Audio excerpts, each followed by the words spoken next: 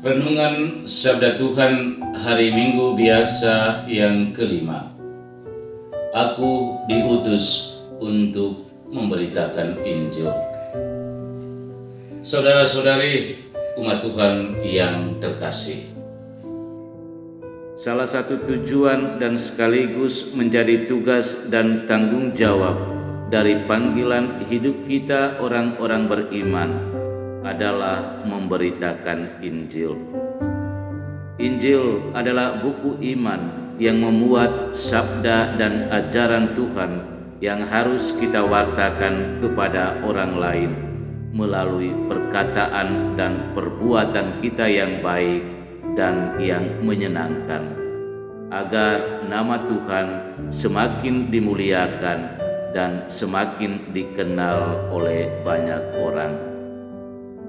Injil yang berisi firman Allah yang terjelma dalam diri Yesus itu harus selalu kita hadirkan dan menjadi pusat kekuatan dari setiap tugas dan pekerjaan kita. Keberadaan kita di antara orang lain hanya menjadi tanda yang hidup dari pewartaan firman Allah, kalau kehadiran kita itu sungguh-sungguh menyenangkan, mendamaikan, menghibur, menguatkan, dan menyembuhkan. Lewat perkataan dan tindakannya, yakni menghibur orang yang menderita dan menyembuhkan orang sakit serta kerasukan setan, Yesus menunjukkan bahwa Dia hadir bersama mereka, bukan hanya sebatas pada pemberian bantuan untuk menyembuhkan kebutuhan fisik mereka, tetapi lebih kepada momen pertemuan akan kesaksian dan pewartaan firman Allah yang hidup. Yesus mewartakan Injil tidak hanya sebatas dengan kata-kata, tetapi juga mewartakannya dengan perbuatan. Dan justru kesaksian dan pewartaan melalui kata-kata dan perbuatan itulah yang telah mengundang perhatian banyak orang untuk mencari Dia. Ketika Simon dan kawan-kawannya menemui Yesus, mereka berkata, "Semua orang mencari Engkau." Menyadari akan kebutuhan dari banyak orang yang mau mendengarkan sabda Injilnya, maka Yesus mengajak murid-muridnya untuk harus pergi juga mewartakannya di tempat yang lain. Marilah kita pergi ke tempat lain, ke kota-kota yang berdekatan, supaya di sana pun aku memberitakan Injil, karena untuk itu aku telah datang.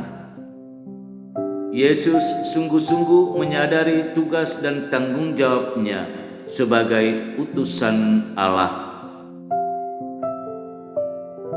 Paulus juga menyadari akan tugas dan tanggung jawabnya sebagai pewarta Injil.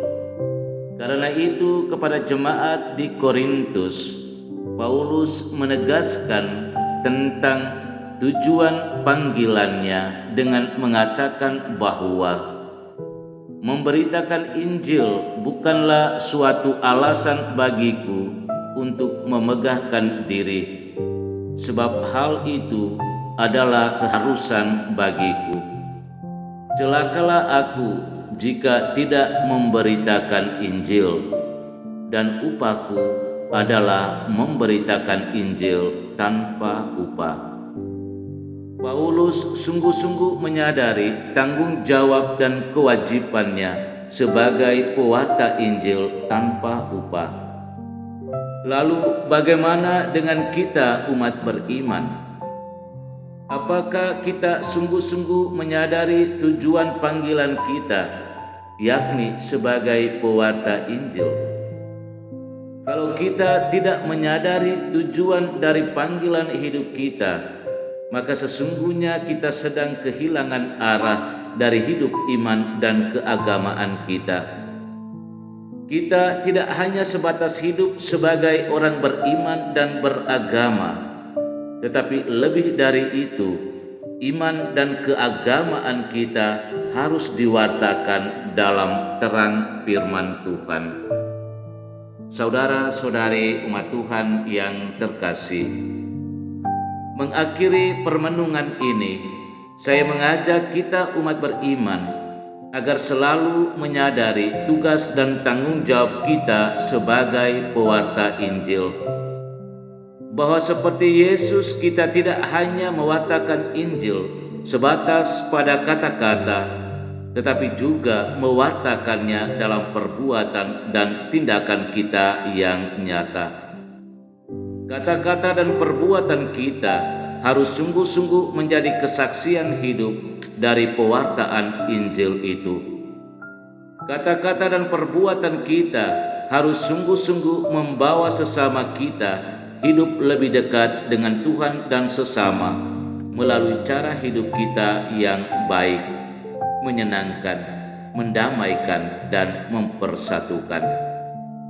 Seperti Paulus, kita juga hendaknya selalu menyadari bahwa setiap tugas dan tanggung jawab yang dipercayakan oleh gereja kepada kita umat beriman adalah sebuah pelayanan tanpa upah.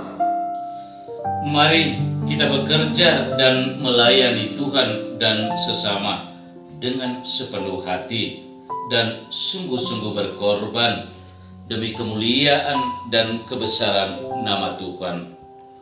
Untuk itulah aku diutus untuk memberitakan Injil. Tuhan memberkati. Amin.